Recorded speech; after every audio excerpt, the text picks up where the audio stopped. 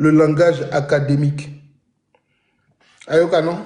Le Nunchi nous éloigne de la rédaction. Le Nunchi nous éloigne de beaucoup de choses. Donc moi, je suis ivoirien, mais le Nunchi, j'en parle pas. Il dit, oh, toi, tu es un faux ivoirien. Il dit, non, il n'y a pas de faux ivoirien. Je suis un vrai ivoirien, mais je ne parle pas le Nunchi parce que ce n'est pas dans mes gènes. C'est comme ça, il y a du mal souvent, même quand sur mes panels, je dis, le mercon en Côte d'Ivoire, c'est juste de l'amusement, mais souvent j'ai du mal à rentrer dans l'intimité, dans les grossièretés, dans les injures du physique ou de temps. Non, c'est pas ça. Moi, quand je le fais souvent, après je coupe le panel et puis je dis, oh, j'ai dérapé un peu. Parce que je n'ai pas grandi dans un milieu aussi hostile où les injures sont mises en exergue dans un débat. Mon père, par contre, ma mère me disait, quand tu arrives sur un terrain de combat où il y a eu une bagarre, et puis la personne qui est insultante, la personne qui a les injures en bouche, mon père m'a dit, il faut regarder juste l'accoutrement de la personne. J'ai dit, mais pourquoi tu me dis? Il dit, celui qui arrive toujours où il y a une bagarre, et que celui qui arrive à injurier le plus est celui-là qui a moins de force. Et remarquez ça à partir d'aujourd'hui. Quand il y a une bagarre, quand vous arrivez, puis il dit, on les a séparés. Il n'y a même pas 2 minutes. Mais celui qui est en train de dire toujours, merde con, ton papa pine, ta maman pine con, il a été battu dans la bagarre. Parce que ceux qui ont la force, ceux qui ont beaucoup d'intelligence, ils parlent avec peu de mots, mais ça pèse, ça blesse. Remarquez ce que je suis en train de vous dire. Les gens qui n'ont pas de force sont plus pervers dans les dits. Les gens qui manquent d'arguments sont toujours dans ce genre de choses-là. Vous remarquerez par exemple, sur des plateaux de télé, ceux qui manquent d'intelligence aussi, d'analyse, sur le plateau, ils vont s'attaquer à la personne. Parce qu'ils sont à court d'arguments. Ils ne peuvent pas agencer une phrase, ils ne peuvent pas déconstruire ou utiliser leur intelligence pour contrer quelqu'un dans un débat. Regardez sur les plateaux de télévision. Ils se font passer souvent pour des intellectuels, mais quand il manque le latin, le verbe, pour aligner 2 phrases, ils s'énervent, ils sont courroucés, irrités sur les plateaux de télé. Donc quand moi on m'a dit ça, il dit, papa, j'ai compris. Donc au village, il ne faisait plus bagarre pour dire à quelqu'un, je vais te gare, je vais me battre, t'entends. On m'insulte et te dit, c'est pas grave. Mais c'est quand on va au champ, là, sur la route du champ, il n'y a personne pour séparer. Je ne te demande pas qu'est-ce que tu disais hier. Quand je te vois net, tu paf, paf, et puis je me place. Il faut venir. Et puis c'est là que tu vois que celui qui insultait ta mère, ton physique, non, moi, mais c'est parce qu'il était en colère qu'il était insulté. Non, je ne vais pas me battre aujourd'hui. Non, battons-nous. Loin des gens. C'est pour cela que nous, on met les panneaux pour dire, vos injures, on laisse tomber. Venons dans le débat politique. Lumière, ma soeur, au moment où je suis en train de te parler, à Yopougon Nyangon, Songon, Kassemblé, il y a coupure d'électricité.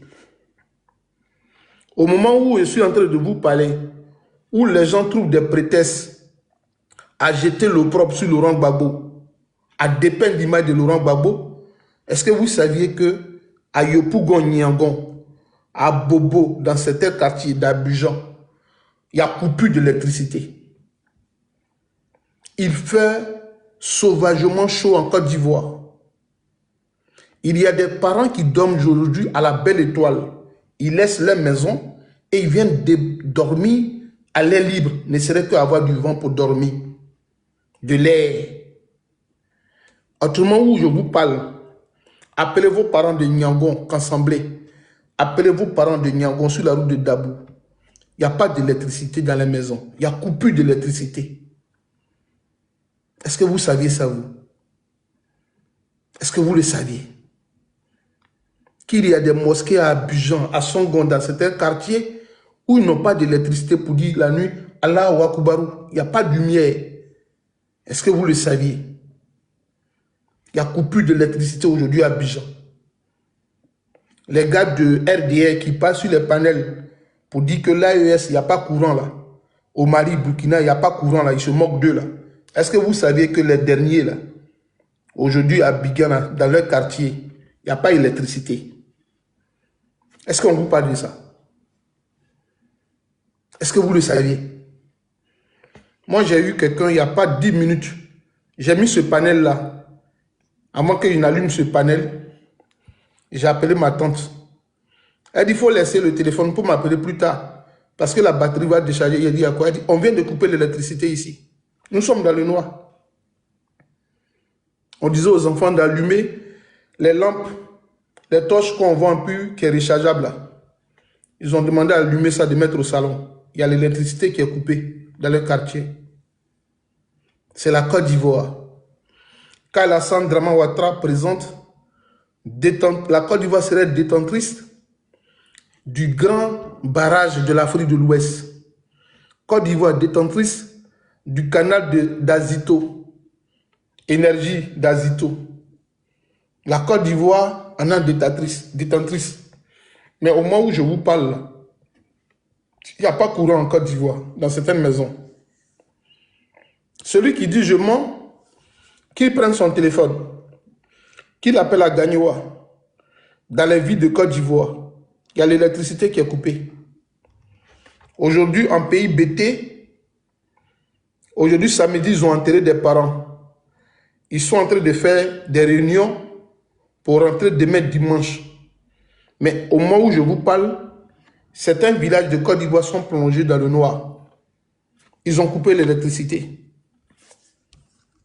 Est-ce qu'on en parle?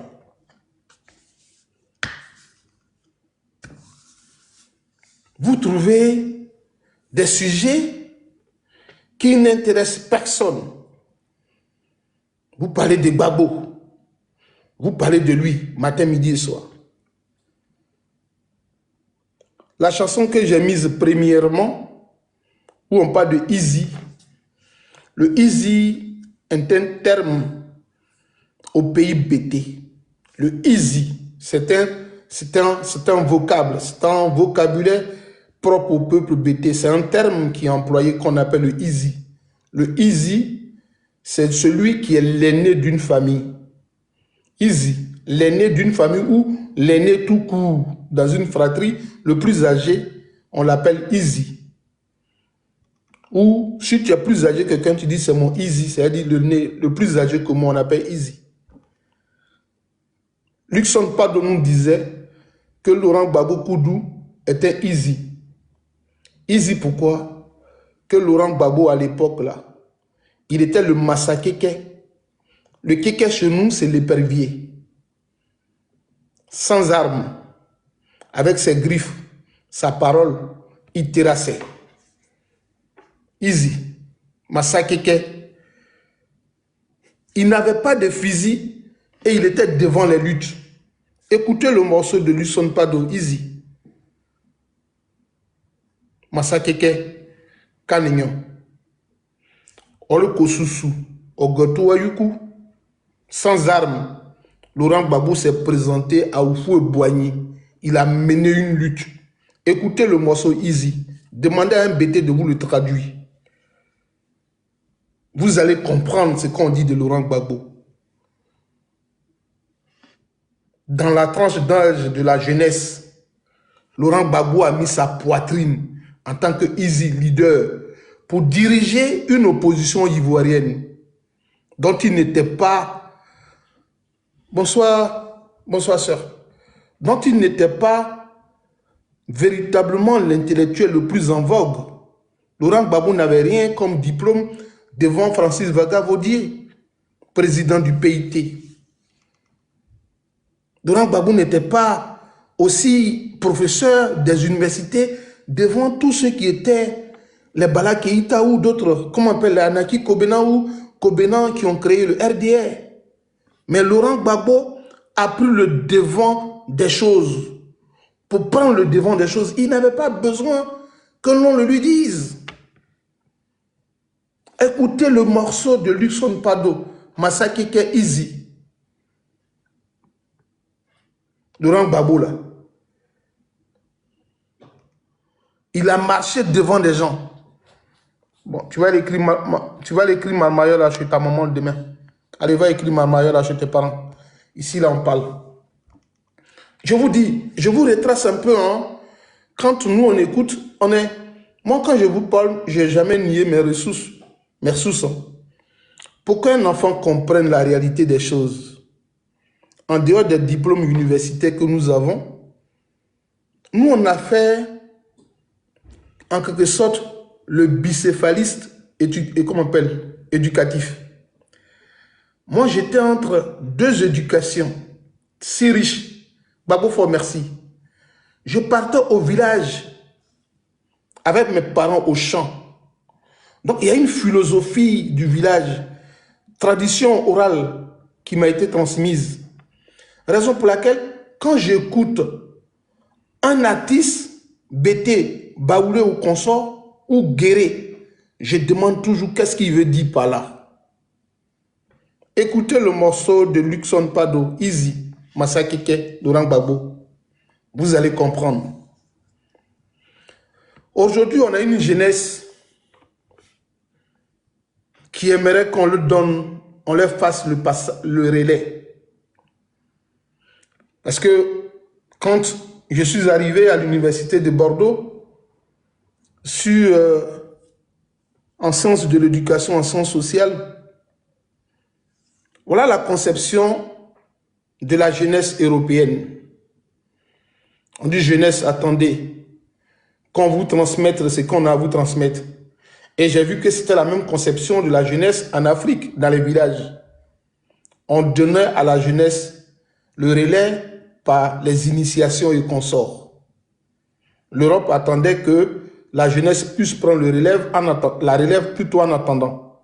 En Afrique, c'était pareil, cette notion de la jeunesse. Mais la jeunesse européenne aujourd'hui a pris de l'avant ou de l'avance, le devant des choses contrairement à la jeunesse africaine. La jeunesse européenne est plus émancipée. Elle est au devant des choses. Elle n'attend plus que les adultes leur fassent le relais. Ils s'émancipent dans beaucoup de nombre de choses. Ils veulent être en tête de liste. Aujourd'hui, en Europe, on cherche les plus jeunes députés, les plus jeunes présidents de la République. Mais en Afrique, notre jeunesse est restée statique. Toujours attendre que l'initiation soit faite avant qu'elle ne prenne le devant des choses. C'est cette jeunesse-là que nous avons sur la toile. Attendez.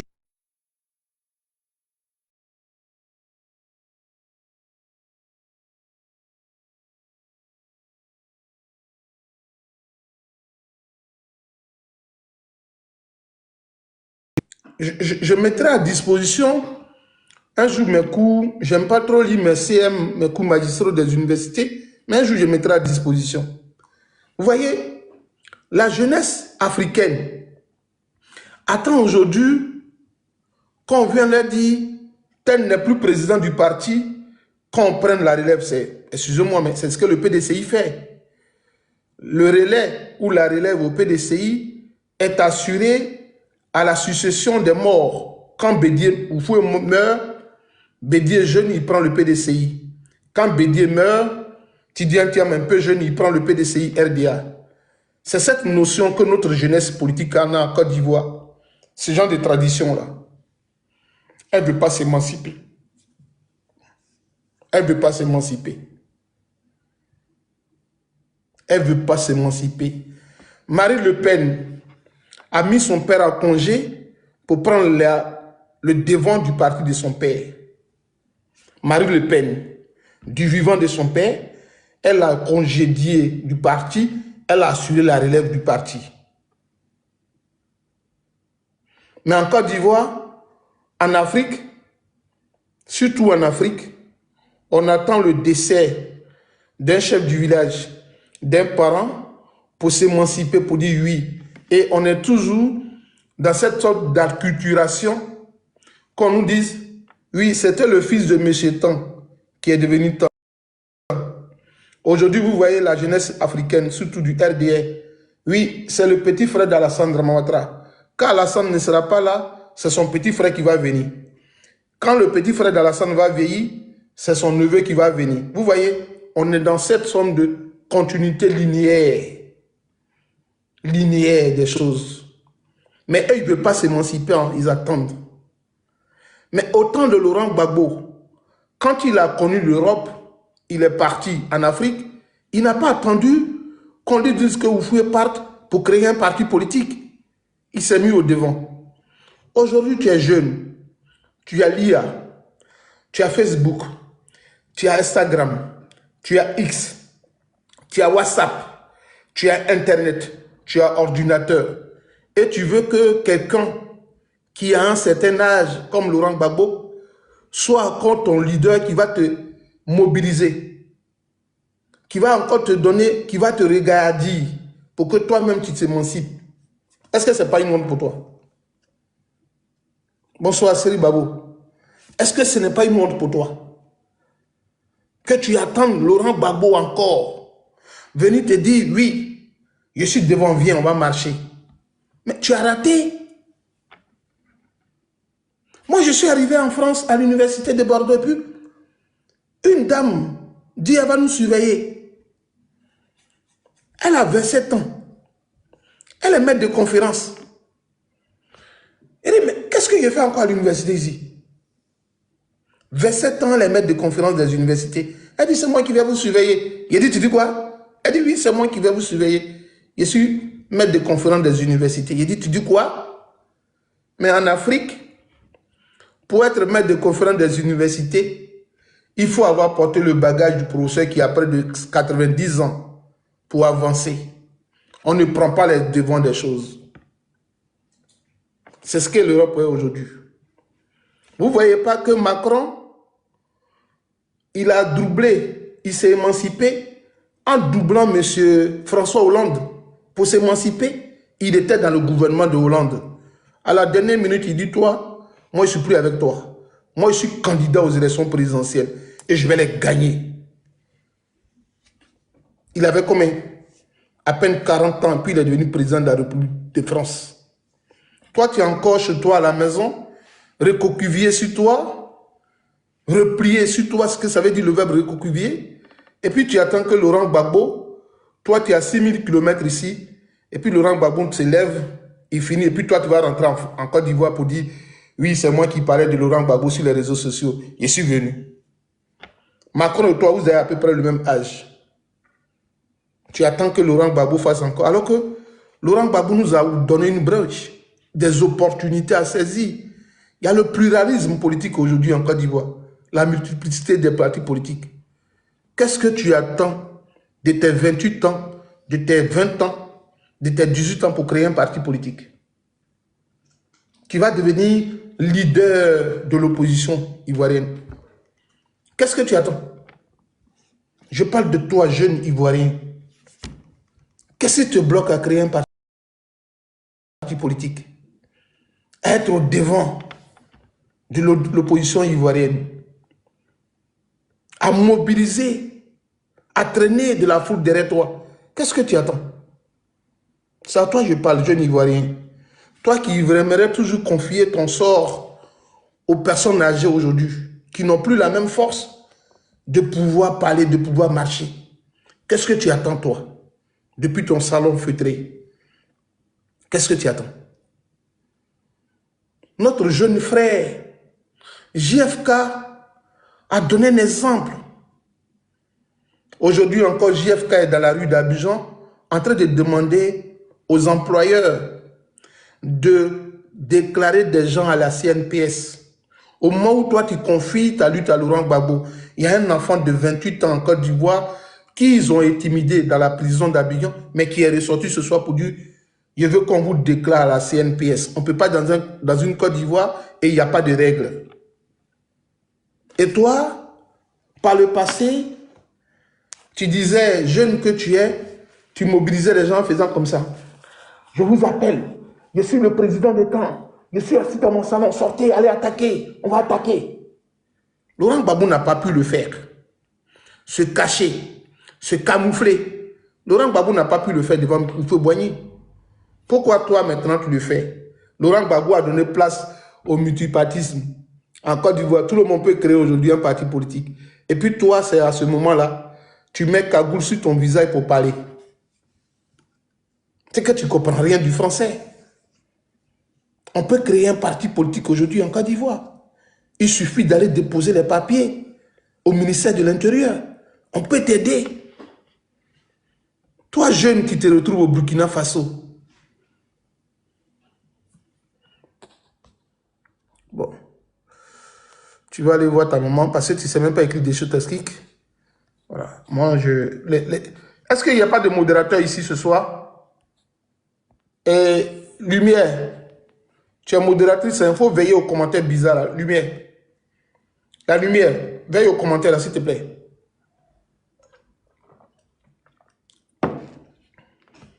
Est-ce que vous comprenez ce que je suis en train de vous dire ce soir? Est-ce que vous comprenez réellement ce que je vous dis ce soir? Créez vos partis politiques. Laurent Gbagbo s'est-il opposé à la création du parti politique de Blé Goudé? Je ne pense pas. Laurent Gbagbo s'est-il opposé à ce que Afin Guessan ne prenne pas le FPI? Je ne pense pas. Qui est-ce qui oserait de laisser un instrument politique où la personne a lutté depuis sa tendre enfance, sa tendre jeunesse, et à l'abandonner comme ça, ainsi comme Laurent Gbagbo a fait? Monsieur Mamadou Coulibaly n'a-t-il pas créé son parti politique leader? Est-ce que Laurent Gbagbo l'a empêché? Madame Eivé n'a-t-il pas créé son parti politique? Est-ce que Laurent Gbagbo l'a empêché? Les Bolin Claverine n'ont pas de parti politique en Côte d'Ivoire. Est-ce que Laurent Gbagbo les a empêchés? Qu'est-ce que vous attendez? Créez vos partis politiques. Vous allez avoir des gens qui viennent sur vos panels là. Ils viendront. Vous doutez de vos compétences, de vos capacités à mobiliser. Vous ne vivez pas de la virtualité. Créez des partis politiques. Moi, j'ai près de 37 000 abonnés. Demain, si je crée un parti politique, dans mes 37 000 abonnés, peut-être que Lumière va venir vous dire, Soleil, je suis sympathisant de ton parti, je vais prendre ma carte. On ne peut pas venir pour dire, je prends ma carte. Annie va dire, je prends ma carte, je suis avec toi. J'ai au moins 20 personnes, 40 personnes, je crée mon parti politique. Les élections à venir, régionales, je présente 2 candidats qui gagnent ou pas, mais on a un autre parti politique, on fonctionne. Pourquoi? Vous avez 200 000 abonnés, 500 000 abonnés, et puis vous avez peur de créer des partis politiques. Mais c'est une base. Tidiane Thiam n'a-t-il pas dit qu'il avait près de 2 millions de personnes où ses vidéos étaient vues dans le monde? Donc, Tidiane Thiam disait qu'il avait une force politique, mais il a compté, il a fait un sondage sur ses abonnés. Vous avez près de 200 000, 600 000 abonnés. Créez un parti politique. Il vous manque... comment vous pouvez écrire les tests? Aujourd'hui, le monde est robotisé. Je vous explique. Notre monde est robotisé. Vous asseyez, vous partez sur ChatGPT ou Perplex. Il y a notre site là qui est gratuit. Vous tapez création d'un parti politique. Donnez-moi les tests, les articles de mon parti politique. Je suis de gauche. ChatGPT va rédiger ton test. Il va te donner les articles, tout ce que tu veux. Il va te dire, tu colles, tu vas déposer au ministère. Tu as créé ton parti politique. Tu n'as même pas besoin aujourd'hui que tu sois diplômé. Tu demandes à ChatGPT, à un logiciel, IA, il te rédige tout. Tu lui demandes les conventions, notre parti politique, santé, tout. Voici les... Et puis c'est fini. Tu imprimes, tu déposes. Mais les Laurent Gbagbo, là, ils ont cogité. Au temps du FPI, là, dans les années 90, là, l'ordinateur était un luxe. Le portable même, là, c'était comme ça, on faisait cran, cran, cran. On payait les tickets, puis on partait dans les rues, puis les gens appelaient sur téléphone de rue là. Mais aujourd'hui, le téléphone même portable est devenu ordinateur. Donc vous avez tous ces facilités. C'est la jeunesse d'aujourd'hui qui a plus de facilités que la jeunesse de Laurent Gbagbo, l'époque de Laurent Gbagbo. Ça aussi, de venir vous expliquer ça. Notre jeunesse d'aujourd'hui a plus d'avantages que les jeunesses des années 60, des années 70, des années 90. Cette jeunesse d'aujourd'hui a plus d'avantages. Aujourd'hui, tu prends une fonction affine et puis tu mets la fonction sur ChatGPT. Tu n'es pas fort en mathématiques, mais ChatGPT peut te montrer tout ce qui est la fonction, l'ensemble des données, l'ensemble de temps. On peut te donner, on peut même te faire la courbe. Tu fais aujourd'hui, ça te programme. Aujourd'hui, on te demande qui a découvert l'Amérique. À notre époque, il fallait partir fouiller. Nous, quand on était encore au CM2, il fallait partir fouiller dans le livre de CM2. Il fallait lire. Mais aujourd'hui, tu as ton téléphone, ton devoir de maison, tu le fais toi-même, puis tu vas en classe, tu t'instruis. C'est la jeunesse d'aujourd'hui qui a plus de possibilités à créer ce monde, à le battre. Mais pourquoi vous ne voulez pas faire quelque chose de vos mains? Pourquoi? Au lieu de parler de cet homme, dans 5 ans, 10 ans, je vous donne encore 5 ans. Dans 5 ans ou 10 ans, ou 7 ans d'ici fin 2030, 2040, 2030 ou 2032, on ne vous montrera pas Laurent Gbagbo à la télé. Sa famille prendra les responsabilités à ce que Laurent Gbagbo n'apparaisse pas en public. Et je vous dis, moi je vous donne une information. D'ici 5 ans, vous n'allez plus voir Laurent Gbagbo partir dans un public pour vous parler. Dans 5 ans, vous ne verrez pas Alassane Dramane Ouattara apparaître en public. D'ici 2030, fin 2030, même avant 2030, vous ne verrez pas Alassane Dramane Ouattara en public parler comme ça. Partir s'asseoir dans un meeting, Alassane ne le ferait pas. D'ici 2030, je vous dis, 2029, vous ne verrez pas Alassane prendre le micro à un meeting, parler pendant 10 minutes. Ça ne se fera pas. On vous enverra des vidéos enregistrées d'Alassane pour s'adresser au peuple. Pareil pour Laurent Gbagbo. D'ici 5 ans, Laurent Gbagbo, s'il s'adresse à quelqu'un, peut-être qu'il est assis chez lui et puis on va l'enregistrer et puis on va venir montrer. C'est ceux-là que vous voulez qui portent encore, qui soient le porte-flambeau de nos luttes, de nos combats. Ça, salut Edoubé. C'est ceux-là que vous voulez qu'ils soient encore le porte-flambeau de vos combats. C'est eux-là. C'est eux que vous voulez qu'ils se battent encore pour vous. C'est que vous êtes désespérés.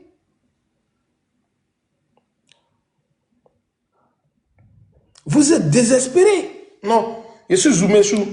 C'est TikTok me zoom. Je suis zoomé sur, je suis très mince. Vous êtes désespérés, les gars. Si Laurent Gbagbo, moi je vais vous faire une projection. D'ici 2032, 2032, 2033, on ne verra pas Laurent Gbagbo en public. D'ici 2032, 2035, on ne verra pas Alassane Dramane Ouattara en public. Je vous le dis, c'est la loi de la nature. Est-ce que vous voyez aujourd'hui Paul Biya en public? Est-ce qu'on met tapis rouge aujourd'hui et puis Paul Biya vient et puis il peut marcher de 5 mètres comme ça? Est-ce que Paul Biya peut marcher? Mais c'est la loi de la nature. Donc si vous voulez être comme le peuple camerounais, pour compter encore sur l'exploit de Biya, pour que le Cameroun s'émancipe, mais c'est que vous n'avez rien compris de la vie. Laurent Gbagbo, pour vous dire vrai, il a ses qualités et ses imperfections. C'est un être humain. Nous, on a assisté à des soutenances de thèse à l'université de Cocody. J'ai même assisté à la soutenance de thèse. J'ai préparé aussi la soutenance de thèse de M. Touré Apalo Alexandre. Il était à sa soutenance de thèse. Mais la soutenance de thèse est finie. Ils ont apprécié l'unanimité. Félicitations du membre de jury.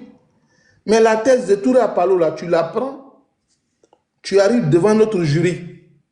Mais ils vont trouver qu'il y a des imperfections. Il y en a même qui peuvent la journée pour dire non, ta thèse là, elle ne nous plaît pas. Elle ne remplit pas les critères du cadre académique. Il n'y a pas de perfection de ce monde. Laurent Gbagbo est un être humain. La seule personne qui a atteint la perfection de ce monde, c'est Jésus, ou c'est Mohamed, ou c'est Allah. Même ils étaient contestés. Tout le monde ne les a pas reconnus comme des êtres parfaits. Jamais.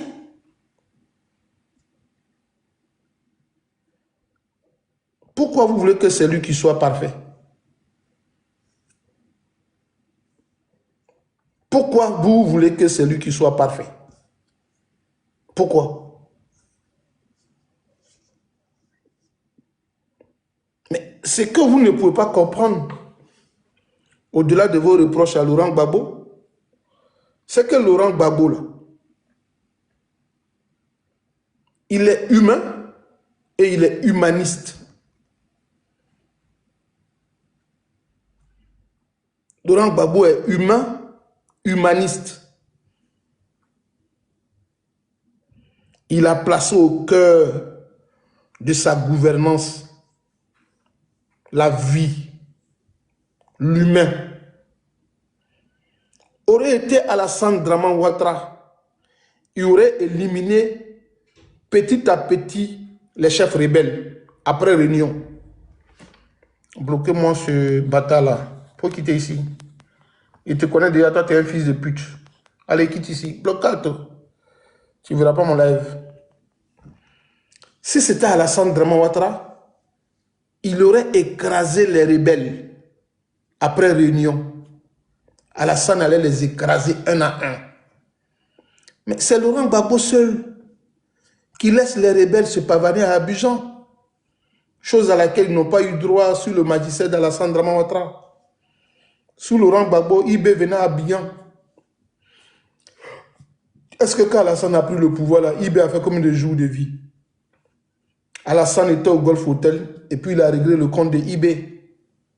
Et IB n'est pas mort seul. IB est mort avec ses hommes. IB est mort à Bobo avec plus de 100 personnes qui ont été gars à Bobo. Mais est-ce que ces jeunes qui sont morts à Bobo avec IB, Koulibaly, Ibrahim, est-ce que ces hommes-là ne sont pas battus pour Alassane Draman Ouattara? Mais il les a terminés. Mais c'était Laurent Gbagbo qui disait, ce sont des enfants du pays. Il faut faire la médiation avec eux. Il faut négocier avec eux. Parce qu'ils ne comprennent pas encore les choses politiques. C'est Laurent Gbagbo qui l'a fait. Laurent Gbagbo avait à dos M. Alassane Draman Ouattara.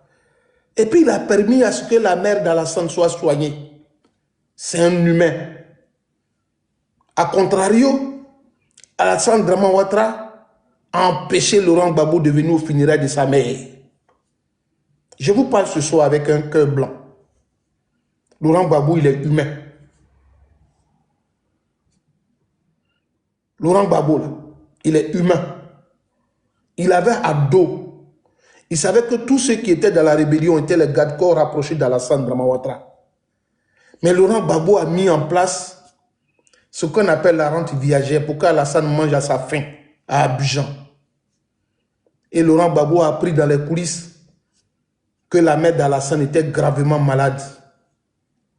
Laurent Gbagbo a mis à disposition d'Alassane Draman Ouattara des moyens colossaux pour que ce dernier-là, sa mère ne puisse pas partir si vite et dans les conditions précaires.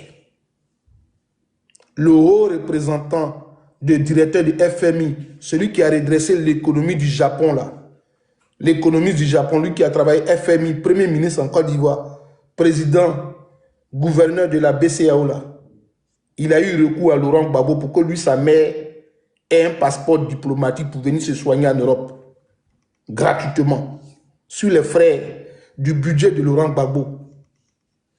Gbagbo est humain. Gbagbo est humain. Hein? Il est très humain.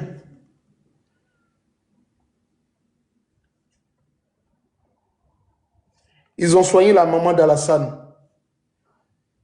Alassane même a témoigné à la présidente de la République de Côte d'Ivoire. Il dit, c'est mon frère Laurent.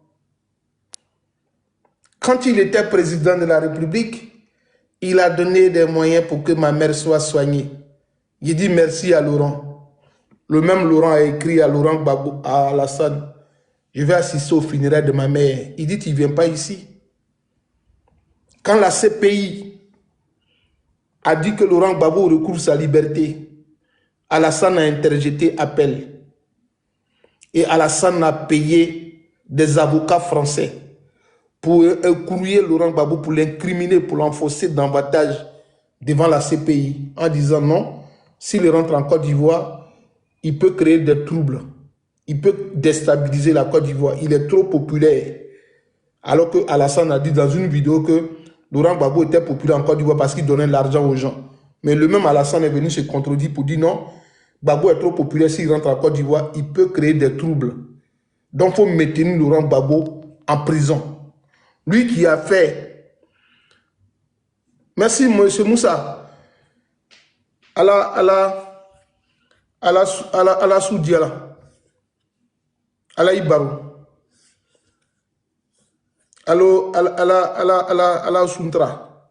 Moussa. Depuis Bamako, Allah Suntra. Que la paix revienne au Mali. Est-ce que vous comprenez? Je vous explique ce soir. Hein. Là, je suis en train de parler de Laurent Gbagbo. Je ne suis pas sur les panneaux où on fait bruit pour insulter. Mais moi, je vous donne des coups, quoi. Je vous explique des choses. Laurent Gbagbo est humain. Le côté humain de Laurent Gbagbo. Je vous explique.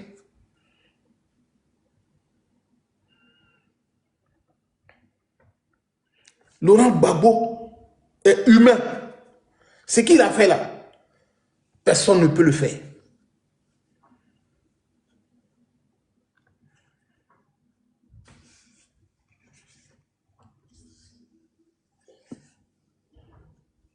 Est-ce que vous comprenez un peu? Il a permis à ce que la maman d'Alassane soit soignée. Alassane même le reconnaît. Hein? Mais Alassane voulait que Laurent Gbagbo meure à la CPI. Parce qu'une condamnation de CPI, là, ce n'est pas 10 ans. C'est maximum 50 ans, 60 ans d'emprisonnement ferme. Mais ils ont voulu que Laurent Gbagbo meure en prison. Laurent Gbagbo est rentré en Côte d'Ivoire. Est-ce que vous savez que c'est parce que Laurent Gbagbo est rentré en Côte d'Ivoire qu'il y a des hommes qui parlent de politique aujourd'hui en Côte d'Ivoire, qui parlent d'opposition?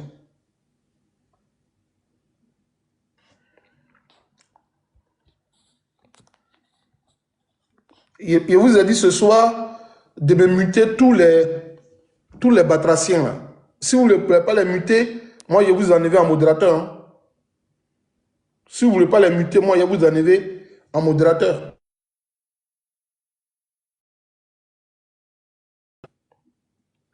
Est-ce que vous comprenez? Il faut simplement muter ce soir. On ne bloque pas, on mute. Laurent Gbagbo, là, ce qu'il a fait là, vous ne comprenez pas. Laurent Gbagbo est resté à la CPI. Ils lui ont montré toutes les vidéos des gens qui partaient dans le sens de la condamnation de Laurent Gbagbo. Qu'est-ce que Laurent Gbagbo a fait? Ce soir, Je vais dire le nom de quelqu'un qui n'est plus de ce monde, mais que Dieu lui pardonne ses erreurs et ses écarts. Je parle ce soir de mon pépé Bédié. Dans la manipulation du RDR, de l'alliance politique RADP, ils ont même envoyé Bédié sur un plateau de télévision internationale pour faire un témoignage à charge contre Laurent Gbagbo. La vidéo de Bédié est là. Ils ont envoyé, Gbagbo est encore à la barre, à la CPI, déféré devant la CPI.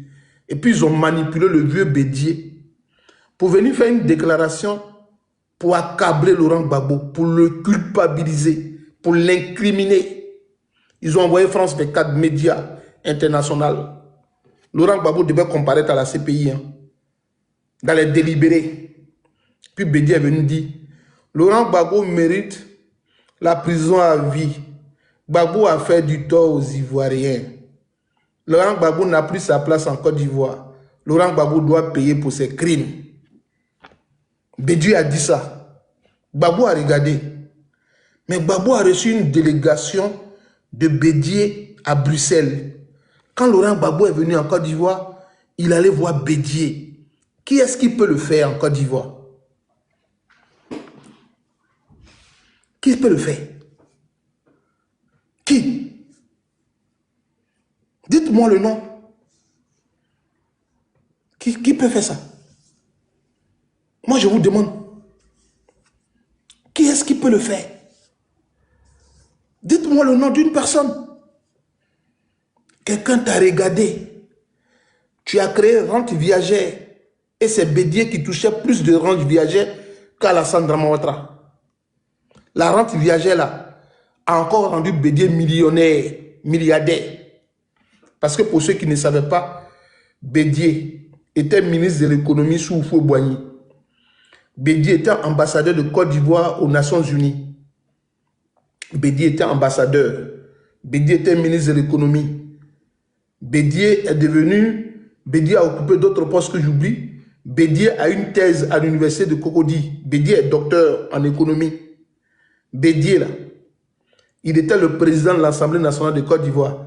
Bédié est devenu après président de la République. Donc la rente viagère de Bédié noyait pour Alassane Dramane Ouattara.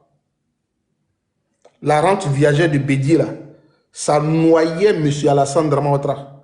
Bédié avait plus d'argent que Laurent Gbagbo, le gouvernement lui donnait par rapport à Alassane. Mais malgré ça là, Bédié est parti dire que Gbagbo doit mourir en prison. Gbagbo n'est pas en vie aujourd'hui. Votre réponse, l'autre à vous de chercher. Les bienfaits ne sont jamais perdus. Gbagbo a le cœur à 100% du peuple bêté. Gbagbo a le cœur du peuple bêté. C'est comme ça au pays bêté. On est pardonnateur. On pardonne. On est pris de paix. Nous sommes philanthropes. Nous sommes humanistes. Nous sommes gentils. Et notre gentillesse souvent nous induit en erreur. Oui. Nos gentillesses là. Notre gentillesse nous induit parfois en erreur.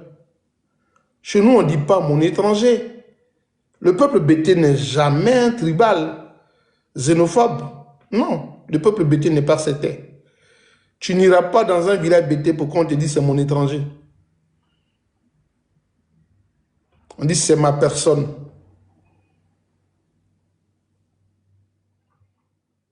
On ne dit pas chez nous la Gaï. On ne dit pas chez nous l'Ourignon. On dit c'est ma personne. C'est mon ami, c'est mon frère. Vous partez aujourd'hui trouver chez les bêtés des gens qui s'appellent Kofi, Aya, Aou, Kouadio. Le bêté est reconnaissant. Le bêté, il porte de l'aide. Le bêté, il fait plusieurs choses.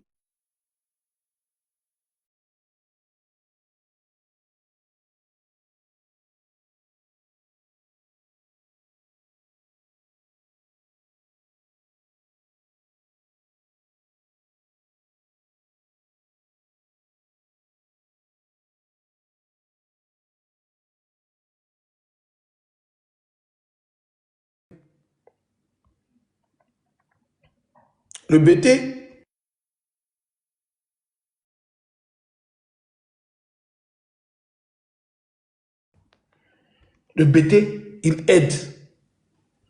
Comprenez ce que je suis en train de vous dire ce soir. Laurent Gbagbo, ce qu'il a subi là, on ne peut pas. Pourquoi il a envie? Pourquoi il reste encore là? Pourquoi c'est lui qui voit finalement tous ceux qui lui avaient souhaité la mort, là, c'est lui qui assiste à leur mort, à leur funérailles. Vous ne vous demandez pas. Chez nous, on dit le bienfait n'est jamais perdu. Jamais perdu. On donne sans compter. On donne par amour.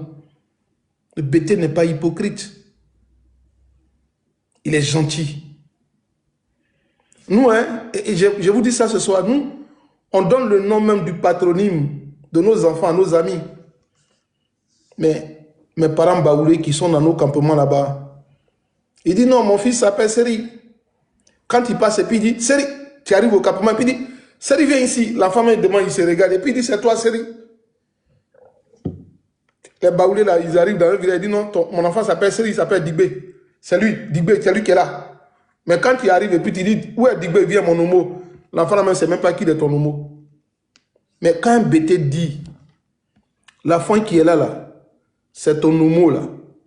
Son nom se retrouve jusqu'à sur l'extrait de naissance. Le nom de ton enfant qu'il a donné, il dit, c'est mon ami Yao. Quand j'étais dans le problème, Yao m'a aidé. L'extrait de naissance à l'enfant s'appelle Digbé Yao. Digbé Kwame. Si BT a mis un Gula, Sekou, il dit mon enfant s'appelle Sekou. L'enfant s'appelle Digbé Seri, t'appelle Sekou.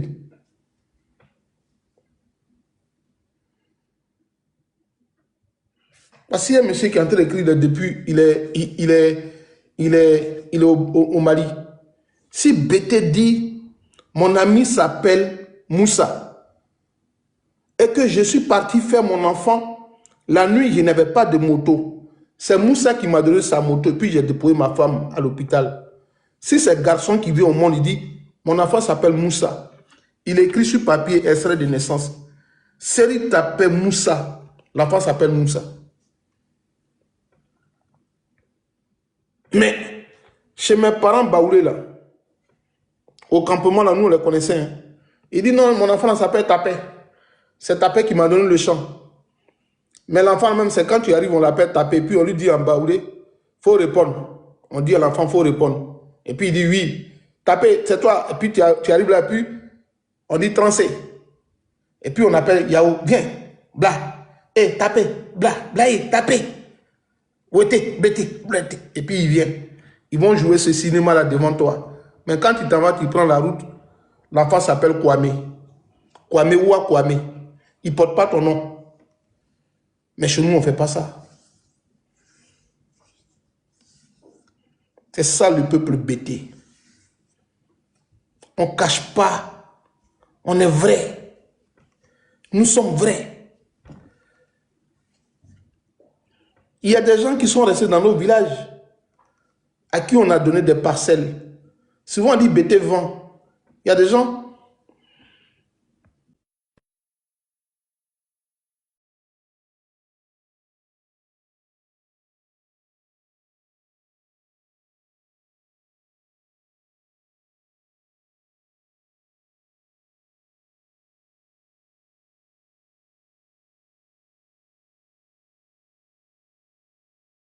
Est-ce que vous comprenez ce que je vous dis? Il y a des gens, tapotez le live, s'il vous plaît, partagez le live ce soir, ils vous parlent à cœur ouvert.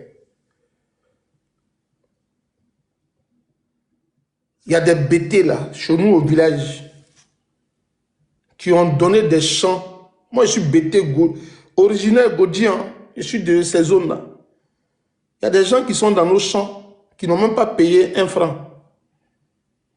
Puis nos parents ont installé dans les villages.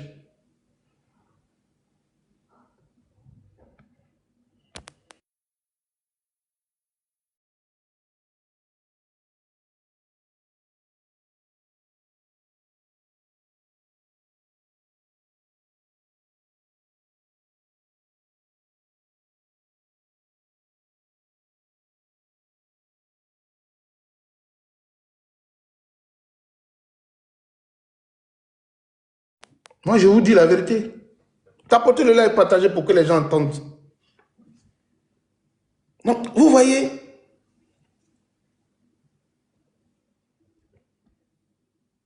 par exemple aujourd'hui, sous le magistère d'Alassane Dramane Ouattara, quel est ce bêté-là? Babré, tout ça, tu connais, c'est ça. Onita Brekate Soleil. Moi, c'est Zapata résidentiel, mon gars. Moi aussi, c'est Zapata. Donc, est-ce que vous comprenez? Aujourd'hui,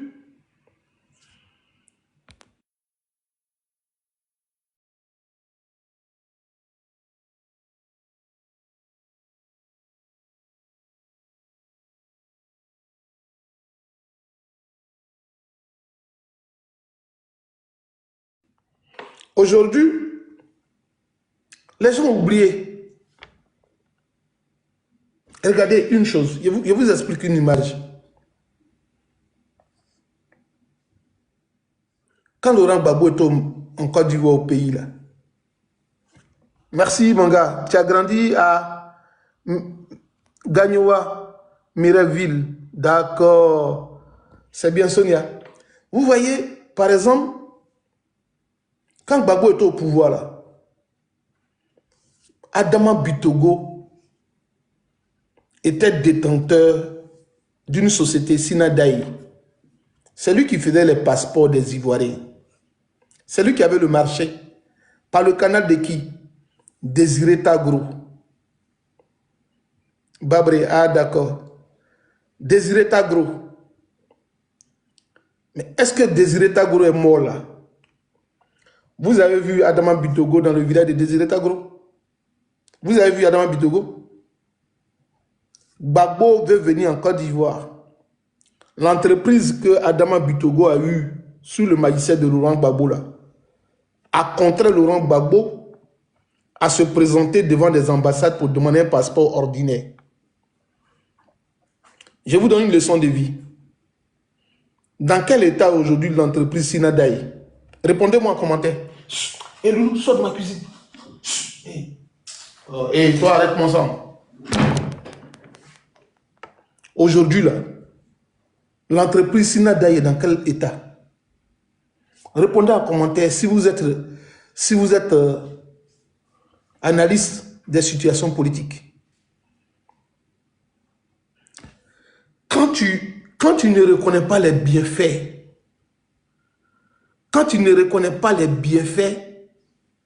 qu'est-ce que ça te fait? Ça a des retombées sur toi. Grave. C'est quand Laurent Gbagbo rentre en Côte d'Ivoire finalement que Sinadaï est confronté à des problèmes. Laurent Gbagbo en Côte d'Ivoire, hein, sur la terre ivoirienne. Il a eu le passeport, il rentre en Côte d'Ivoire. Et c'est à la présence de Laurent Gbagbo que Adama Bitogo vit ce qu'il vit. Parce que, regardez, nous, on nous a dit que pas que nos mamans vont soupir. Ta maman soupire devant toi. On nous a dit, papa, ça se fait au village. On dit, tu l'as pu, ta maman fait. C'est à moi, mon enfant fait ça. Ça porte malheur. Nous, on nous a dit ça au village. Ta maman, elle a pu faire. C'est moi, mon enfant fait ça. C'est mon enfant fait ça. C'est à moi. Et puis ta maman coule les larmes. On dit ça porte malheur. Regardez, Laurent Gbagbo arrive en Côte d'Ivoire. Ne serait-ce que Laurent Gbagbo va s'asseoir comme ça pour dire, c'est à moi, Adama Bitogo a refusé. Et puis à moi, on donne un passeport ordinaire devant Bitogo. Et puis il n'a pas parlé. Donc Désiré Tagro est mort. Et puis l'entreprise là est dans les mains aujourd'hui de Bitogo. Bitogo ne sait pas ce que j'ai fait pour lui. Cette manière de penser de Laurent Gbagbo peut faire écrouler l'entreprise de Bitogo. Il y a un côté de karma dedans. Ce n'est pas seulement parce que c'est Alassane, hein? Mais ça aussi, ça joue. Ça joue. Vous ne connaissez pas Laurent Gbagbo. C'est une bénédiction, une grâce qu'on a. C'est quand Laurent Gbagbo rentre en Côte d'Ivoire que Adama Butogo vit ses mauvais jours. Depuis que Laurent Gbagbo est rentré en Côte d'Ivoire, il a essayé de danser. Ça n'a pas passé. Vous voyez Butogo, quand il a vu Laurent Gbagbo à la présidence de la République de Côte d'Ivoire pour la première fois, il a souri. Mais derrière ce sourire-là, certainement, il y avait beaucoup de regrets. Et les regrets aujourd'hui tombent sur lui.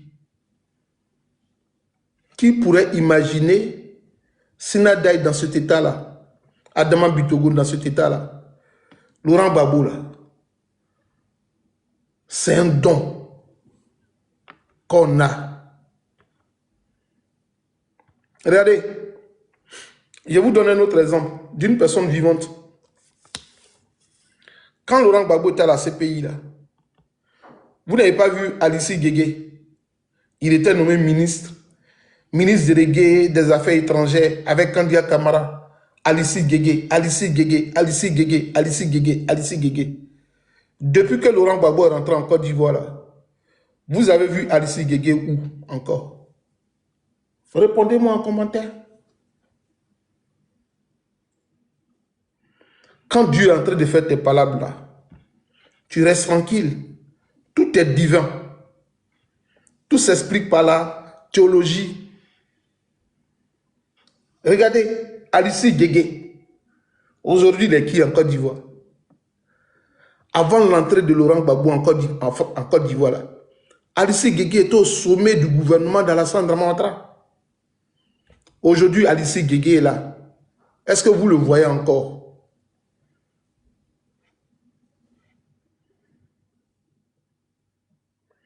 Celui qui trahit payera.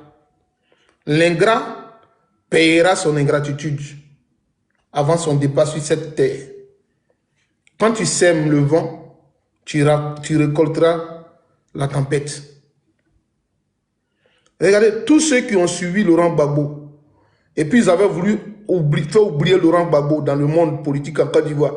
Ils avaient voulu enterrer Laurent Gbagbo de son vivant. Quand il rentre au pouvoir en Côte d'Ivoire, Laurent Gbagbo rentre au pays, là, eux tous vivent leur mauvais jour. Qui aurait cru qu'un jour, M. Afin N'Guessan allait se retrouver à un meeting à côté de Laurent Gbagbo? Vous qui parlez là, qui a cru une fois que Alici Guégué devait se retrouver à côté de Laurent Gbagbo? Et comment on appelle Afin N'Guessan? Qui pouvait croire?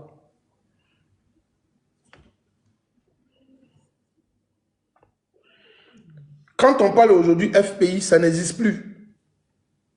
Le FPI n'existe plus. Hein. Le FPI existe de nom, mais ça n'existe plus.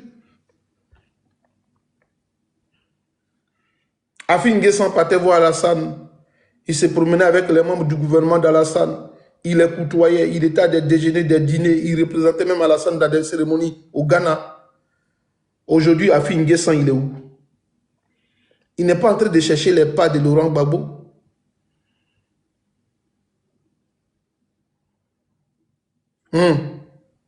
Comprenez une chose. Ceux même qui ont habillé Laurent Gbagbo là, au Golf Hotel là, ils sont passés où?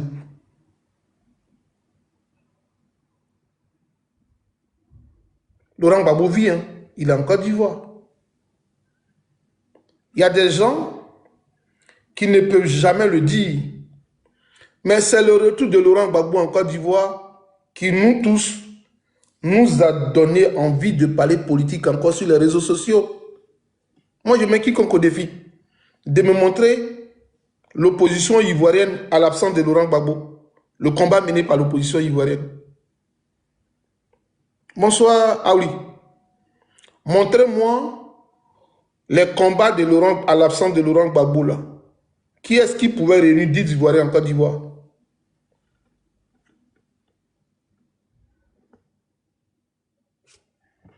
On les attège.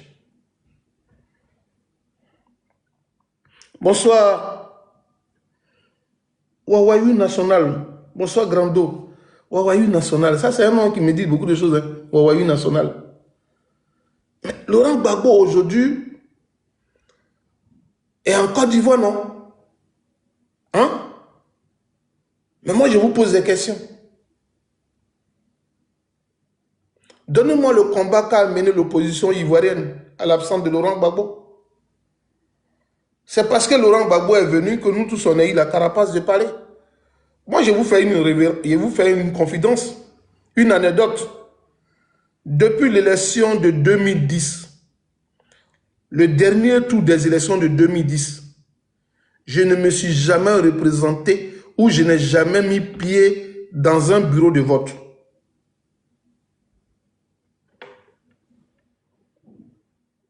Et si on veut faire un sondage ce soir, on va attendre les 1000. Comme il n'y a pas grande visibilité, mais c'est pour ça. Sinon, si on faisait un sondage, je sais qu'il y en a qui vont répondre que oui, Soleil et moi aussi.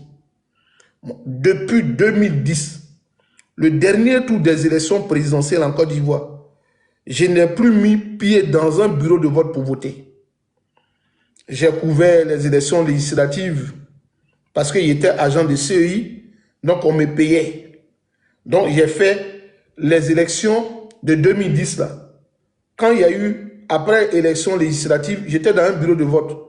Mais moi, depuis 2010, vous voyez ceux qui répondent là, après que Laurent Gbagbo ne soit plus candidat aux élections présidentielles en Côte d'Ivoire, moi, je n'ai jamais voté jusqu'à nos jours.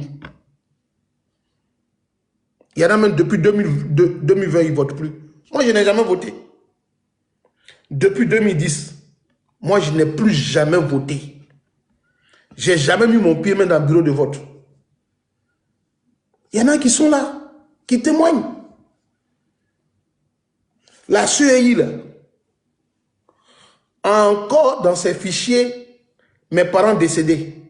Mon père et ma mère ne sont plus de ce monde depuis 2016. Mais la liste des CEI, là, mes parents figurent dedans. Alors qu'ils ont voté depuis 2010. Ils n'ont plus jamais voté. La femme dit depuis 2000. En 2000, elle ne vote plus. Il y a plein d'Ivoiriens qui n'ont plus voté depuis 2010. Je vais vous dire une chose. Est-ce que vous savez que c'est cette année, je me suis rendu dans un bureau de vote, dans un bureau d'enrôlement, pour renouveler ma liste, mon nom sur la liste électorale, parce que j'ai changé de ville. De Bordeaux, je suis venu à Nantes. Mais quand je suis arrivé dans ce bureau de vote, pour m'enrôler là, il y a des personnes qui m'ont dit, mon frère, moi depuis 2010, je n'ai plus jamais voté. Mais comme j'attends que Laurent Gbagbo sera candidat, je suis venu me faire enrôler. Est-ce que vous comprenez? Il y a des gens qui ne me connaissaient pas dans le bureau de vote. Quand on est descendu, moi, il dit, ah, moi, peut-être que les gens me connaissaient sur TikTok. Ils sont descendus, ils disent, mon frère, moi, je suis venu me faire enrôler là parce que j'ai appris que Laurent Gbagbo sera candidat. Moi, c'est mon candidat. La jeune fille qui faisait l'enrôlement en Nantes m'a dit, moi, mais je suis gbagboïste. Mais ils m'ont pris, je suis là pour enrôler, c'est mon année de recherche. Mais comme c'est à cause de Gbagbo, moi-même, je vais mettre mon nom, je vais actualiser ma carte d'électeur. Il y a des gens qui sont partis se faire enrôler en 2025 là, qui sont partis vérifier leur liste à cause de Gbagbo. Ils sont nombreux qui ont renoué contact. Il y en a qui avaient la nostalgie de revenir dans un bureau de vote. Moi, j'avais cette nostalgie pour retourner. À cause de Gbagbo, il y a eu ma carte d'électeur. Parce que je me suis dit qu'il sera candidat au monde, donc il faut que j'aille voter. Sinon, depuis 2010, moi, je ne vote pas. Mes grands frères sont décédés. Des cousins sont décédés. Mon oncle est décédé. Tous mes parents, la majorité qui sont décédés là, leur nom figure encore sur la liste électorale du village. Alors qu'ils ne sont plus de ce monde. Donc, pour Gbagbo, il y a eu des arguments d'enrôlement. Il y a des gens même qui m'ont appelé ici pendant la période pour dire, je me suis fait enrôler. Je me suis inscrit sur la liste électorale à cause de Gbagbo et Soleil. Moi, je suis prêt pour Gbagbo. Hein. Est-ce que vous le savez?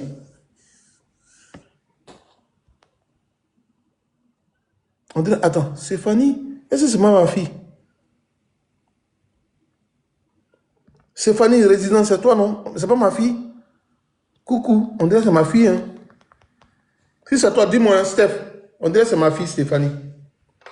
Est-ce que vous comprenez? Donc, Laurent Gbagbo dont vous parlez là, il a un parcours, il a une histoire.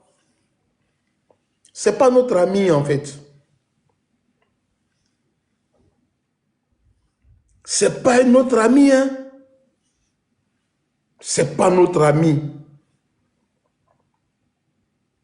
Le procès le plus médiatisé depuis l'existence de la CPI, c'est le procès de Laurent Gbagbo.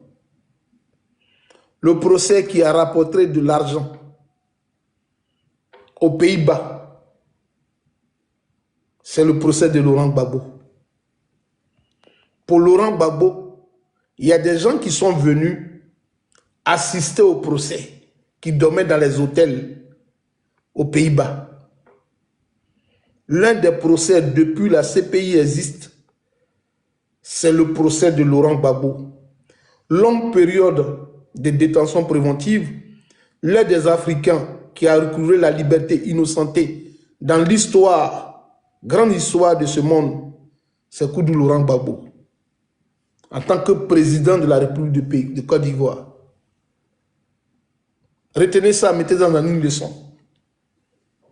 Le premier noir président libéré par la CPI s'appelle Koudou Laurent Gbagbo. Ce n'est pas un débat. Ce n'est pas un débat. C'est Laurent Gbagbo seul. Depuis que la loi existe, depuis qu'il y a la loi, le droit positif, c'est Laurent Gbagbo qui à la fois est jugé à la CPI et puis son pays d'origine, sa nation, la Côte d'Ivoire, sa terre natale, les autorités ne savaient pas où ils étaient. Et puis il donnait convocation à un huissier de justice, à un commissaire de justice, de se rendre chez lui, à la maison, pour lui donner convocation. Et puis c'est ce même État-là qui envoie son avocat à la CPI pour le condamner. C'est Laurent Gbagbo qui s'est dupliqué. Moi, je n'ai jamais vu un homme aussi comme ça. Laurent Gbagbo n'est-il pas un extraterrestre? Laurent Gbagbo n'est-il pas, si on a envie de commettre une erreur, mais que Dieu me pardonne, Laurent Gbagbo n'est-il pas omnipotent, omniscient, omniprésent? Laurent Gbagbo n'est-il pas omnipotent, omniscient, omniprésent? Parce qu'on loue Dieu, le même Dieu, à Yopougon, Temate, on loue le même Dieu chez moi à Zapata résidentiel, beau quartier, derrière les immeubles de Modibo Keïta. Et puis le même Dieu est loué à Rome, à Yamoussoukro, et il est loué aussi en Occident. En Côte d'Ivoire, en Afrique, partout. Congo, où il y a le plus d'églises, il est loué là-bas. Et puis il est loué en Côte d'Ivoire. C'est comme ça Laurent Gbagbo a été. Je suis né à la clinique Keïta de Gagnoua. Mais les Keïta ont construit des immeubles à Zapata résidentiel. Je suis né à la clinique Keïta de Gagnoua, derrière la Sainte Préfecture de police. C'est là que je suis né. Voilà. Je suis né à la clinique Keïta de Gagnoua. Il y avait un bobo là-bas qui préparait à manger. Un monsieur qui ne parlait pas bien. Il a fait ma nourriture et puis j'ai mangé quand il était bébé. Si tu le connais bien. Il y avait un sous-muet à l'époque dans cette clinique Keïta. Il ne parlait pas bien. C'est lui qui a fait ma nourriture de bébé et puis j'ai mangé. Voilà. Donc je suis né à la clinique Keïta de Gagnoua.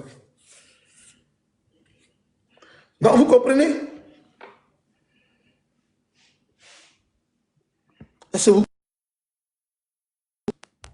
Est-ce que vous saisissez ce que je vous dis? Il faut saisir ce que je vous dis.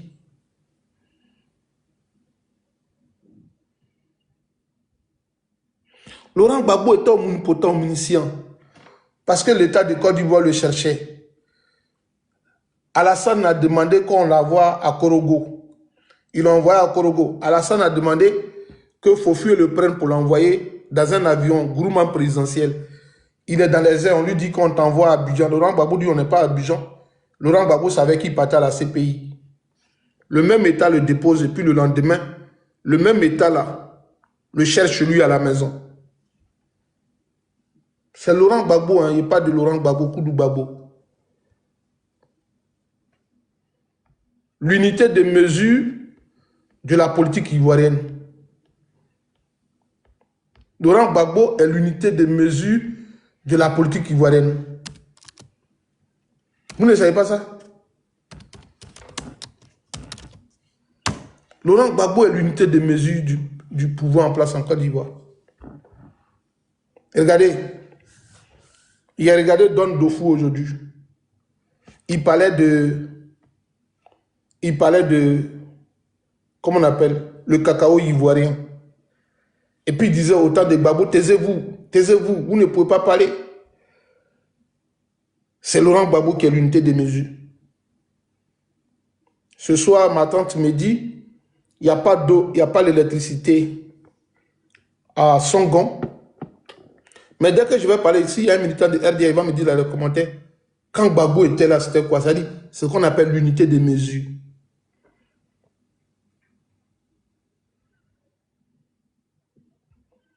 Est-ce que vous comprenez ce que je vous dis? Merci à notre frère Moussa qui est présent depuis Bamako. Abonnez-vous à lui.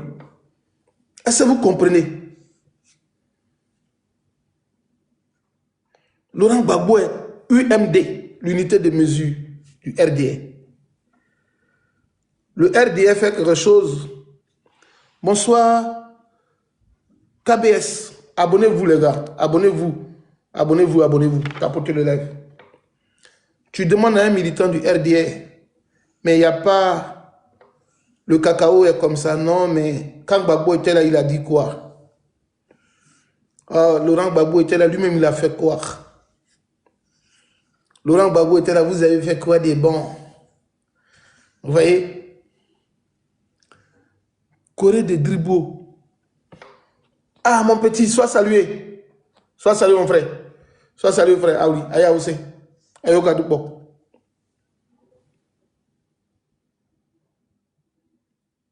C'est l'unité de mesure. Tu demandes tout à l'heure. Oui, pose ta question, ma chérie. La courageuse, pose ta question. Ou de te faire monter. La courageuse, envoie ta demande. Quand tu parles, Laurent Gbagbo a fait quoi? Quand il fait une note, Laurent Gbagbo a fait quoi?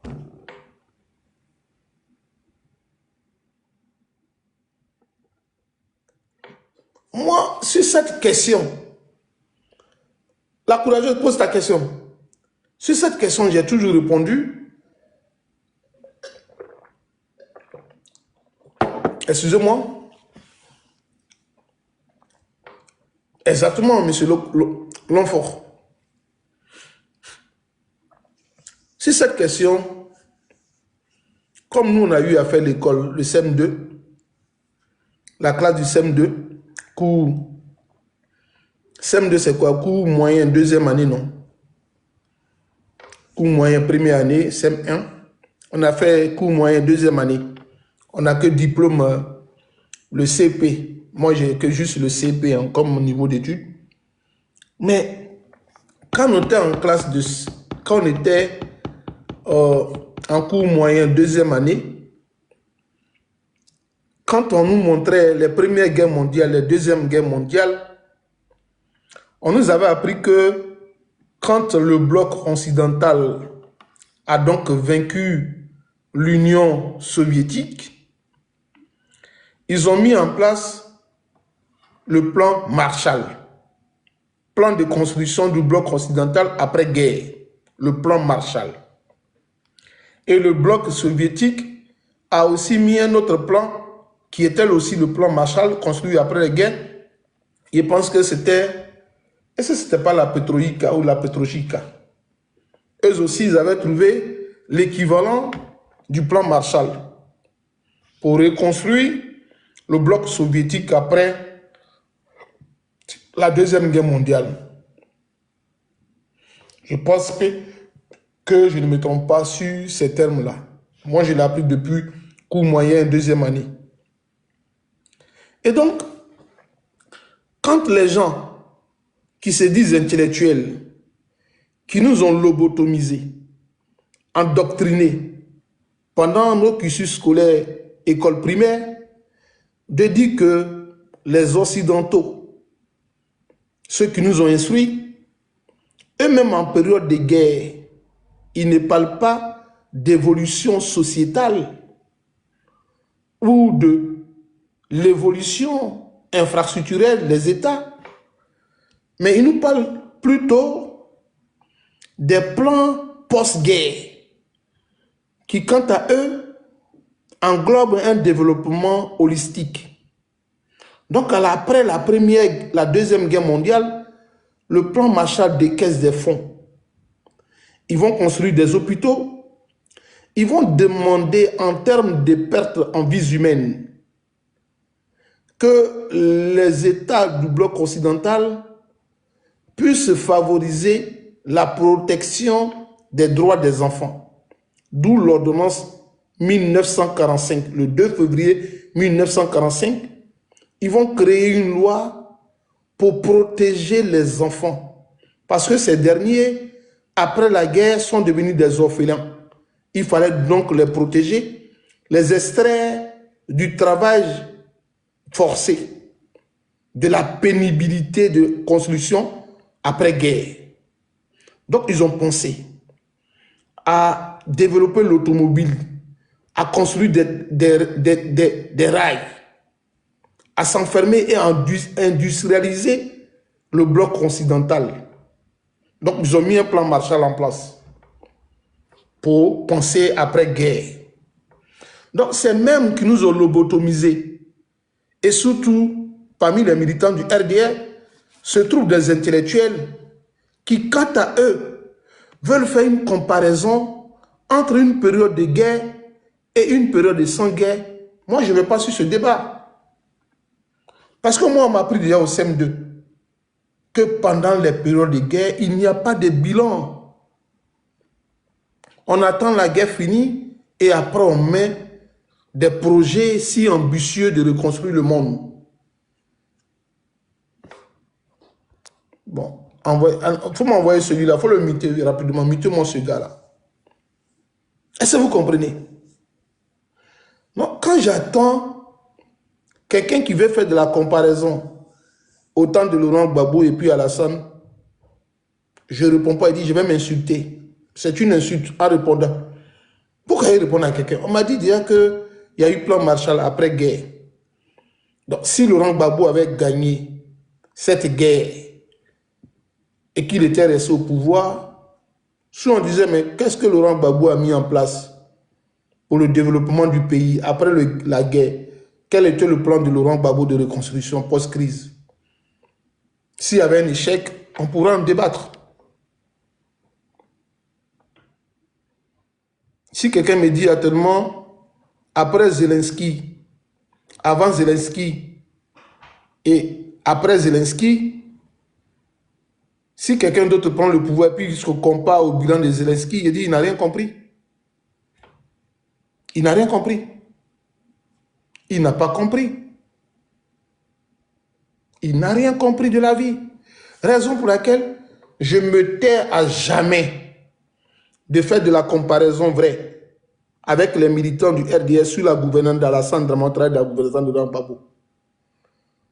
Parce que mon professeur de CM2, niveau supérieur CM2, maître de conférence des universités, M. Brou Denis me disait à l'université, où j'ai terminé mon CM2, il me disait, avant de faire une comparaison, il faut tenir compte de la typologisation des choses. Il dit, avant de faire une comparaison, il faut tenir compte de la typologisation des choses. Il faut typologer des choses. Typologer des choses.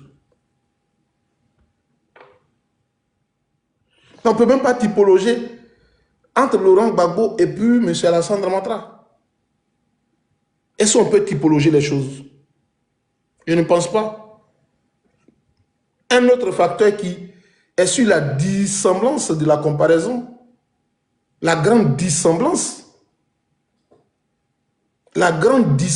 des choses. C'est toi mon professeur, mon gars. La dissemblance qui est un biais de la comparaison est que la Côte d'Ivoire n'était pas unifiée au temps de Laurent Gbagbo. Comment tu peux comparer? Comment tu peux comparer? Comment tu peux comparer? Merci Hans. À partir de ce facteur d'analyse qui est probant, indiscutable, comment tu peux émettre une hypothèse sur une comparaison? La grande dissemblance dans cette comparaison, la Côte d'Ivoire n'était pas unifiée.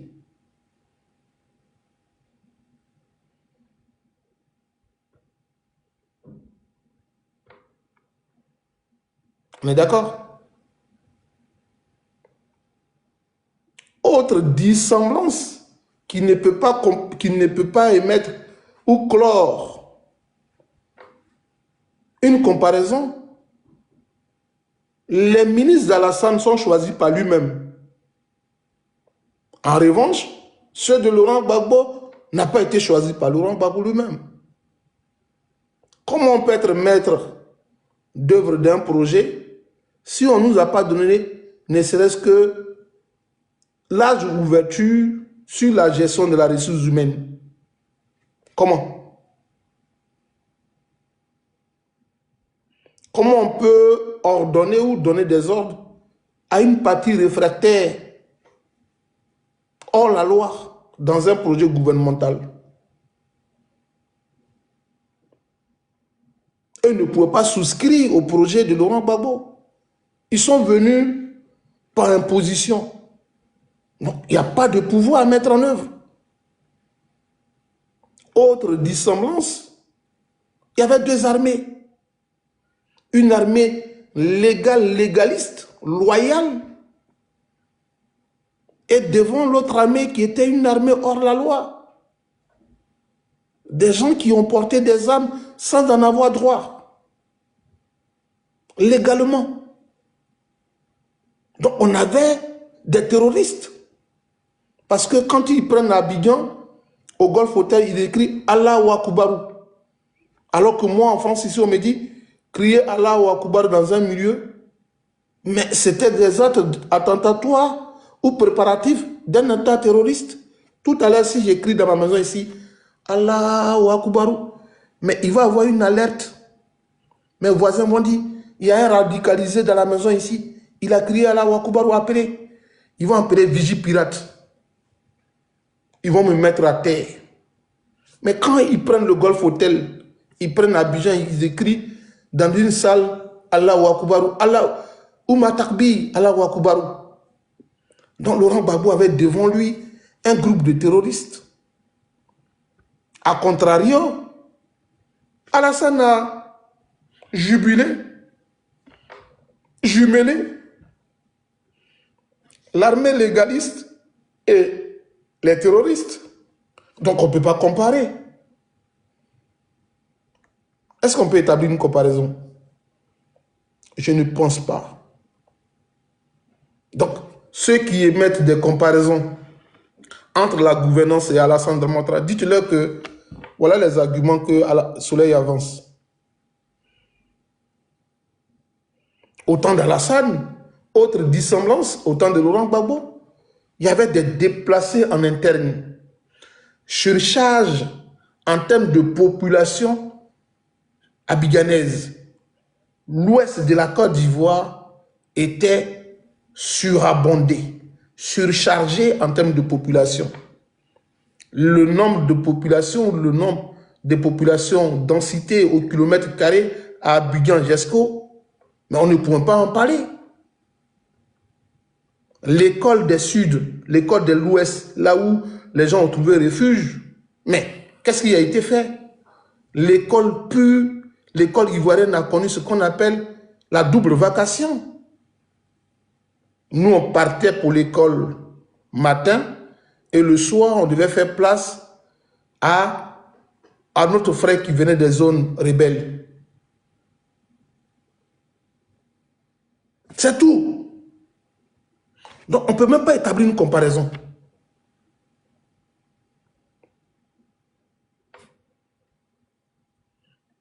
Autre dissemblance, le budget du sud d'Abidjan couvrait tout le reste du territoire ivoirien.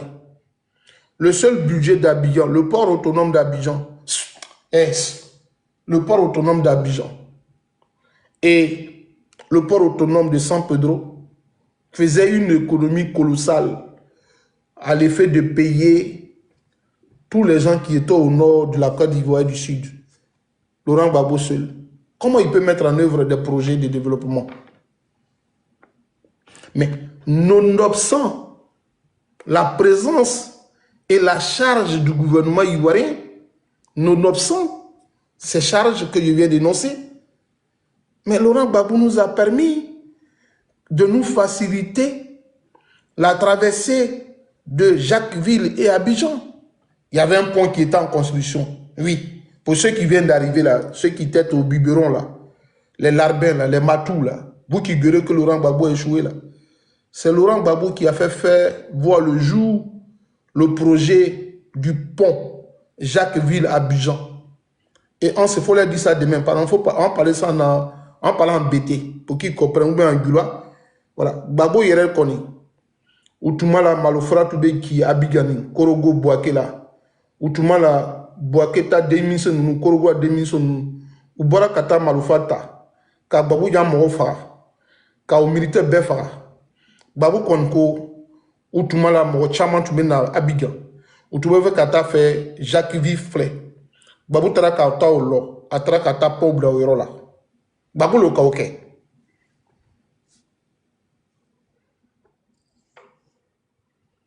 Gbagbo a fait ça. Le pont de Jacquesville que vous traversez là, qu'on appelle Yassé Grégoire Philippe là, qui a été inauguré sur Alassane, c'est Gbagbo qui a lancé les travaux. Le pont était presque fini, hein, à Abidjan-Jacquesville. C'est Gbagbo qui a fait ça. L'autoroute du Nord. Non, monsieur Kadieta, Touba, il vient là. Outumana bi ibara kata sudo Congo do tubi labi peut-être ibara kata ita tanami ta kata sigara di jugun ibeta kata mi ya ibe boya inti fe ya flo inti fe ita kwebo voilà ta lukono ta la sukula kaba ta la mbila lila ta la voilà ibara kata la. Est-ce que vous comprenez? L'autoroute Abidjan-Yamoussoukro, tout le monde dit, Laurent Gbagbo a lancé ça. Pont à péage que vous voyez sur la route du Nord là, c'est Laurent Gbagbo. L'autoroute du Nord là, moi il partais à Korogo et à Yamoussoukro. L'autoroute avait commencé à Toumoudi, presque en finition. Il a lancé les grands travaux de l'autoroute. C'est Laurent Gbagbo. À Abidjan, quand il prenait la voie, notamment du côté de comment on appelle Abidjan là, l'autoroute du Nord là, Jesco là, et Banco là, tu trouvais les camions de citernes remplis de fuel, de gasoil, d'essence brute. Laurent Gbagbo a dit non, c'est trop. Ça fait que les routes sont encombrées. Il n'y a pas de fluidité routière. Toujours les gros camions se renversent à des endroits avec du pétrole du temps. Ça, ce n'est pas bien pour la santé des Ivoiriens, pour la sécurité. Est-ce que vous savez que Laurent Gbagbo a fait pipeline sur sa gouvernance? On se peut mettre dans les commentaires pour qu'ils comprennent. Laurent Gbagbo, là, il a fait pipeline. Abidjan jusqu'à Yamoussoukro. Je vous dis ce qu'on appelle pipeline. Regardez la guerre du Biafra ou regardez les mafias qui sont en Afrique et au Nigeria. Ils vont creuser les tuyaux de pétrole et puis ça les brûle. Laurent Gbagbo a creusé depuis le canal de Vridi jusqu'à Yamoussoukro. Ils ont mis en terre des tuyaux comme ça, balèzes, qui sont là. Si vous partez sur la forêt, au niveau de la forêt de Banco, là, il y a des pipelines qui sont en terre. C'est Laurent Gbagbo. Est-ce que vous avez ça? L'hôpital de Gagnoa, coopération ivoiro-chinoise, chino-ivoirienne. C'est Laurent Gbagbo qui a fait l'hôpital chinois à Gagnoa. Est-ce que vous savez ça? Les collèges de proximité, c'est Laurent Gbagbo pour éviter les grossesses en milieu scolaire. Yamoussoukro, c'est Laurent Gbagbo qui a envoyé un projet là-bas. Un grand projet. C'est Laurent Gbagbo qui a envoyé le projet. Je peux citer les projets de Laurent Gbagbo, hein, mais je préfère m'arrêter là. Même en guerre. Donc, calm down. Oui, la courageuse de ta question. Mais je n'ai pas vu, il faut parler. Tu as déjà posé la question. Je n'ai pas vu. C'était quoi? J'ai demandé en quelle année que les planteurs ont brûlé leur cacao au temps de Gbagbo, comme le dit Don Dofou. Ah non. Je te réponds, je te réponds. Il y a un écho, il faut fermer ton micro, s'il te plaît. Major, est-ce que vous pouvez fermer son micro? Il y a un écho. Je ne sais pas, mais... Attends, il ferme ton micro. Attends. Voilà, attendez. Le cacao, là, je ne sais plus en quel temps, quelle année exactement qu'ils ont fait ces actes-là, mais ce n'est pas un acte où ils ont brûlé le cacao sur tout l'étendue du territoire ivoirien. Hein. C'était des actes de manifestation. Je ne sais pas si Major a la dette. Seigneur. C'était pas du cacao qu'ils ont brûlé en tant que tel. Ils ont manifesté parce que je pense qu'ils avaient appris que les tapeurs de Lucien et à Mosou ont commencé à détourner de l'argent du cacao. Donc il y a eu une manifestation et puis ils ont fait ce acte-là, mais ce n'était pas un acte de grève en tant que tel. Voilà, je ne sais pas si tu comprends bien. Mais j'ai cherché des informations mieux pour te le dire après. Voilà, c'était un acte comme ça de revendication. Et puis, je pense qu'après cette période-là, une enquête a été ouverte sur la filière café-cacao. Et puis, après, Laurent Gbagbo a choisi d'autres dirigeants de la filière. Et puis, des gens ont quand même ouvert des enquêtes. Et puis, ils étaient emprisonnés. Donc, la femme de Afi Nguessan, et puis une autre femme, un autre monsieur de Gagnoa aussi, qui a été aussi arrêté. Plusieurs personnes ont été mises en prison. Plusieurs personnes ont été plutôt mises en prison, arrêtées quoi. Voilà, donc, et puis, je tiens peut-être à le dire si tu arrives sur d'autres panels, la courageuse, c'est Laurent Gbagbo qui a donné le prix du cacao à 1200 000 francs, 1200, entre 1200 000 francs CFA. Laurent Gbagbo a donné le prix du cacao et le prix de l'EVA à 1100 francs. 1900, 1100 francs, 1100 francs comme ça. Laurent Gbagbo a fait le prix de l'EVA. Et à ce moment-là, il faudrait que tu leur dises, hein, je suis un panel que c'est au temps de Laurent Gbagbo, on disait que les planteurs vont en boîte de nuit.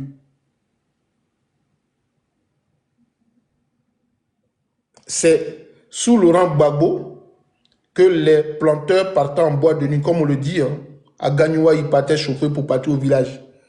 Il y a des planteurs qui avaient acheté des motos, il y en a qui sont conscients, qui ont commencé à construire des maisons.